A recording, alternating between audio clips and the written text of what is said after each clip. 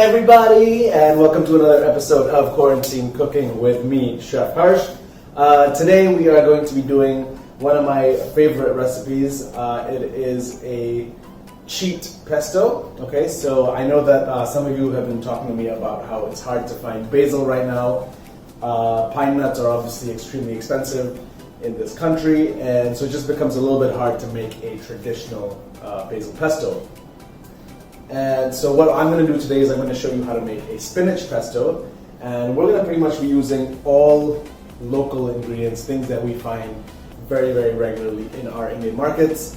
And we're going to pair that up with some pasta, some sauteed vegetables, and some buttered toast. Okay, it's going to be a fantastic lunch for myself and my wife today. I'm very excited to show you this, and we're going to jump right in. So the first thing that we're going to do is we're going to get a nice pot of water to the boil. Okay, and we want to heavily salt this. We want it to taste almost like seawater. So we're going to put a fair amount of salt in here, about a tablespoon and a half. And I'm going to bring that up to the boil. And we're going to cover this because once you cover it, the steam stops escaping, and so it becomes, it comes to a boil way, way, way quicker. Okay, now while that's coming up to the boil, we're going to jump in and make our pesto. Okay, now this is completely all raw ingredients. All I'm going to do is throw in about a third of a cup of olive oil.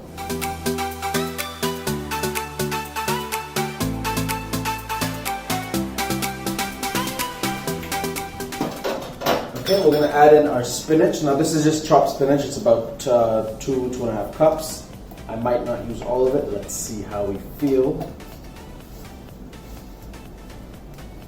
And this is just regular chopped spinach.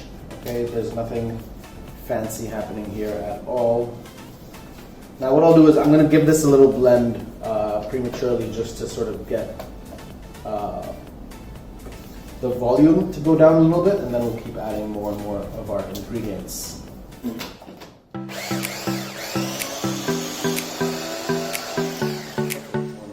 Okay, so as you can see, the volume went down right away, which makes our life easier, so we can add more stuff in.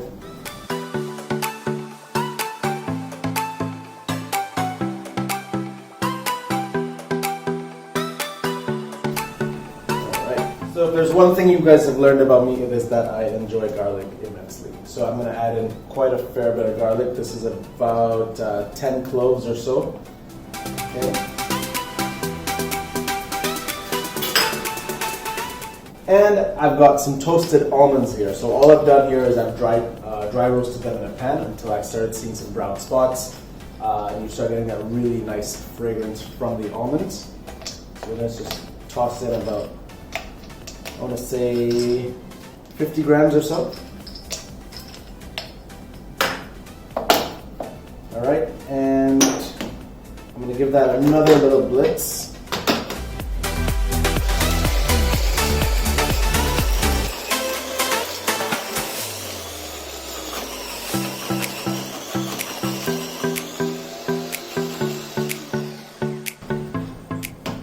That looks like it's coming together very, very nicely. And finally, we're going to add in some cheese. Okay, I'm going to add in about 100 grams. Again, this is regular Amul processed cheese. Okay, it's just that big cheese block that you get. Nothing fancy about it. But we're going to add about 100 grams or so. And we'll keep the rest just to sort of snack on. And garnish, of course. Okay, I'm going to add in just a teaspoon of lemon juice.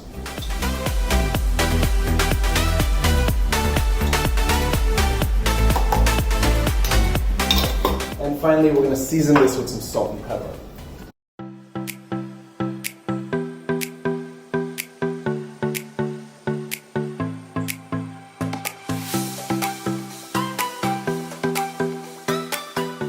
I can hear the water starting to come up to the boil.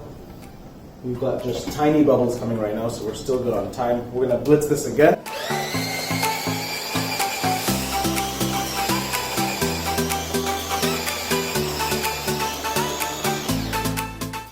seems to be a little bit stuck, so what I'm going to do is I'm going to add a touch more olive oil just to bring it all together.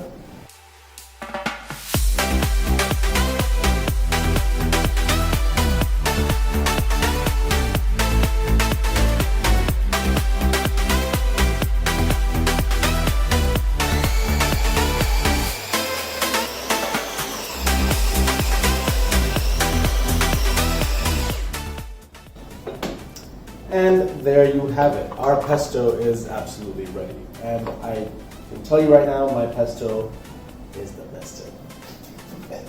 Sorry, I had to. Okay, so I'm just gonna go ahead and remove this out into a bowl. And we're gonna put it aside until we're ready to use it. Okay, now this pesto is pretty versatile, okay? What you can do is you can take, you get those 100-gram sticks of butter. So what you can do is you can take about 2 to 3 tablespoons of this, and you can just mix it in with your butter, and you'll have the most amazing pesto butter. I'm actually going to do that with some of this today, and that becomes just a delicious way to eat your morning toast, and it's awesome. But yeah, this pesto you can use as a dip. You can mix it with some hung curd. Really, the possibilities are endless. You can have a lot of fun with this. Okay, so while we're waiting for the water to boil, we have already prepared our beautiful pesto. Okay, and now what I'm going to do is I'm going to fry off some garlic to put on the dish at the end as a garnish. Okay, so this is super, super yum. I'm going to bring this up to a high heat, and I'm going to add in about 2 teaspoons of olive oil. So what I have here is just about 3 or 4 garlic cloves. Okay, I've really thinly sliced them. And what I want is I'm going to fry them off in some olive oil until they get nice and lightly browned and they become crispy little chips. Okay, so we're going to put that over our pasta at the end, and it's going to be this amazing roasty garlicky crunch. Okay, so our oil is nice and hot now. And all I'm going to do is I'm going to throw in my garlic.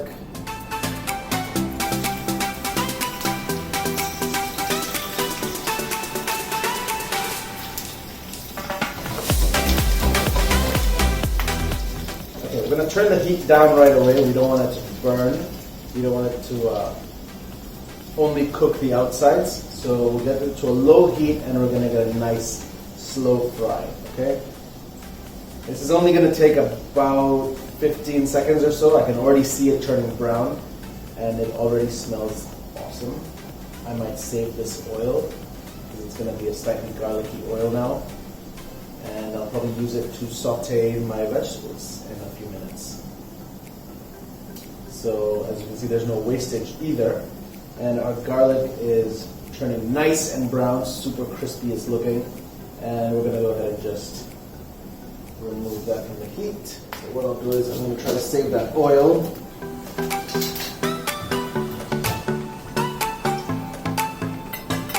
And here is our garlic chips ready to go. Oh, my last one.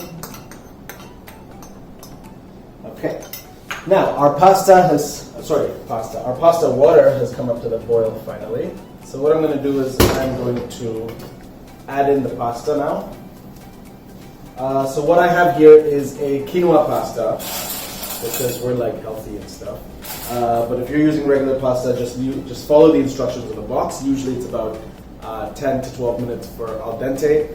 This particular pasta will be done in about 6 minutes or so. So what we're going to do is we're going to add that in.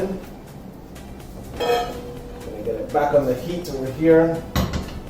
Now give it a good stir just to make sure that the pasta is not sticking to each other right now. And we're just going to let it go. There's no need for oil in the water or anything like that. Just let it do its thing. And we're going to leave that. So we have about 6 to 7 minutes before this dish needs to just come together, right? So what I'm going to do now is I'm going to heat up some olive oil, and I'm going to use our garlic oil that we have here. Okay, what we're going to do now is we're going to saute our vegetables that are going to go along with our pasta. Alright, so what I have here is just some roughly chopped onions. Okay, we're going to let this get hot. Okay, our oil is nice and hot now, so we're going to jump in with our onions. And what we want to do is we're going to try to break them up a little bit because they're all stuck together. The best tool for that is going to be your wooden spoon. Please don't ever use metal in your non-stick, it's going to destroy it. Okay, we're just going to sort of punch them down and break them up.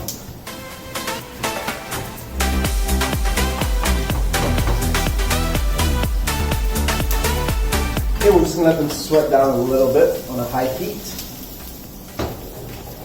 Alright, so our onions are looking real good, getting a little tender. Okay, so now we're just going to go ahead and add in our mushrooms. Okay, these are just regular button mushrooms that I've just quartered or sixthed in some cases. So we're just going to add that in. Give it a nice toss. Mushrooms take a lot less time to cook than onions, so we add them in after for that reason. Now we're going to salt this a little bit because what happens is the salt is going to draw out the moisture from those mushrooms and the onions, and it'll make them sweat a little bit more. So they won't be as soggy, and we'll get rid of that moisture.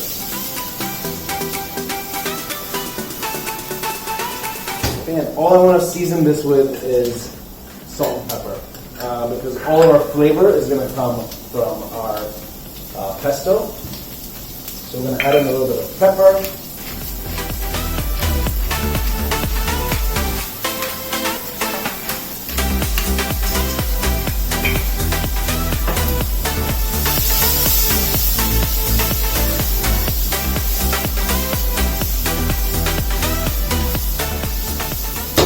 Okay, I am going to throw in some chili flakes just because I want some of that spice. I'm going to saute that for about 10 seconds more.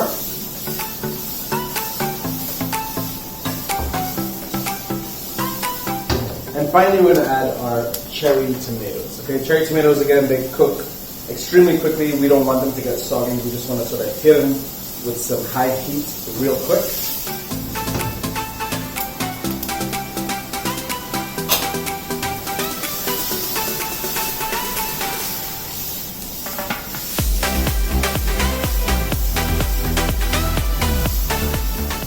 Okay, and that's done. We're going to turn it off. Because the residual heat from the vegetables and the pan will continue to cook the vegetables for a little bit.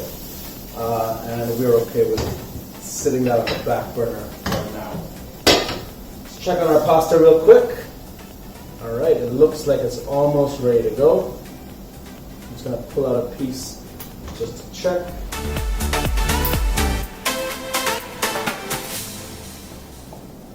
Yep, it's good to go. Let's taste it. Alright, we're going to turn that gas off, and we're just going to quickly drain that out, okay?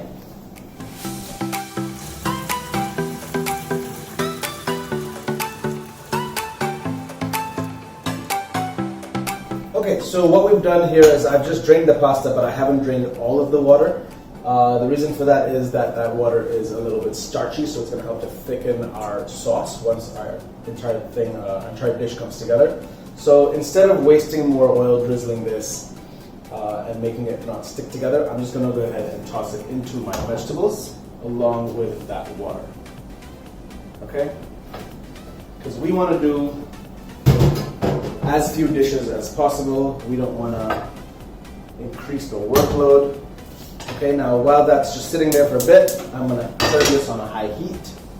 And what I have here is a couple of slices of buttered bread, and we're going to wait for this to get real hot, and we're going to try to get some nice grill marks on our toast, okay?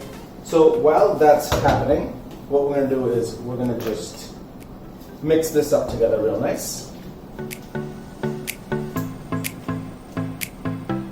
Okay, and as you can see, our vegetables are looking great,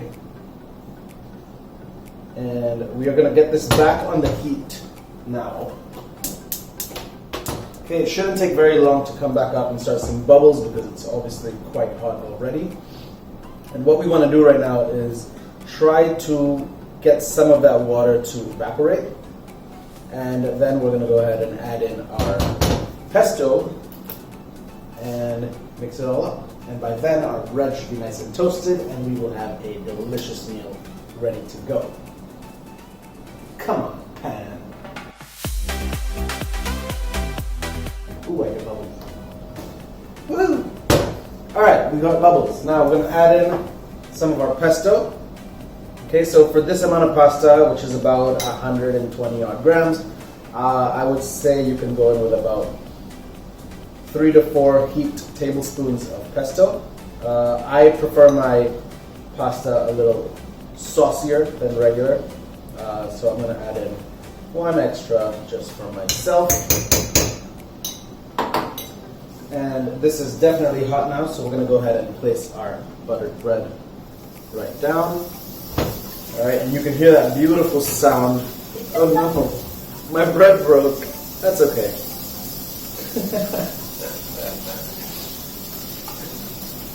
Now what we're going to do is, while that's happening, we're going to quickly mix up our pasta.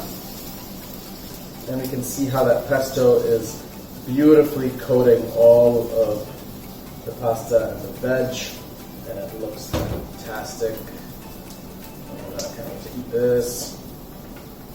Oh, it's nice and cheesy. You can see that cheese melting into that pasta as well. I'm seeing some strings. That's what I love about our cheese, man. It actually melts really, really well. Let's try to flip these. Look at that beautiful grill mark on there. I'll have to flip this in half. Alright, I'm going to pull our bread off onto our board. As you can see, we've got some beautiful grill marks on either side. Sorry about the broken bread.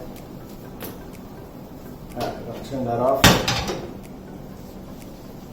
We're going to give our pasta just one more little toss. And oh god, I wish you could smell this. Honestly, this smells fantastic. And all we're going to do now is serve it. Okay, so we're going to go ahead and take a nice spoon.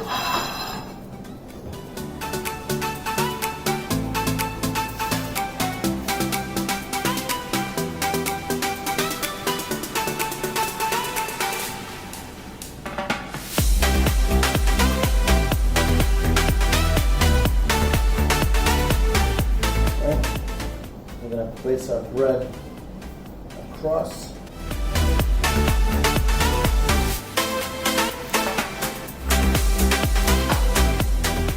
And finally, I'm just gonna get some basil and just sort of place it in places. That's not fun. And you can see that. And finally, of course, we're gonna add some more cheese because we love cheese. Okay, just a quick little crumble on top.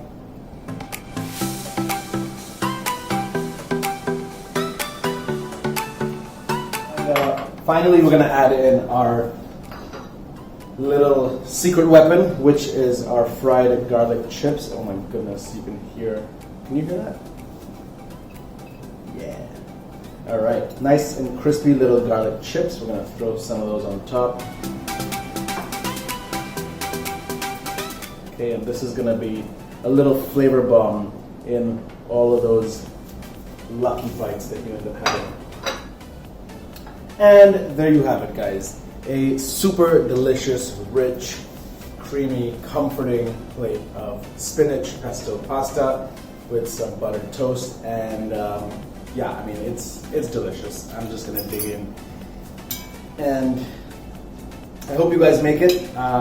This is, you know, it's one of those recipes that's so easy to do, you don't even realize it. I mean, how long did it take me to make that pesto? Really, about 3.5 minutes. So, you know, go ahead, make it, share it, and please tag me in everything that you're doing so I can always come and give you feedback. And if you have any questions, please never hesitate to come and find me. All right, I'm going to go enjoy my lunch now, and I hope you guys have a great weekend.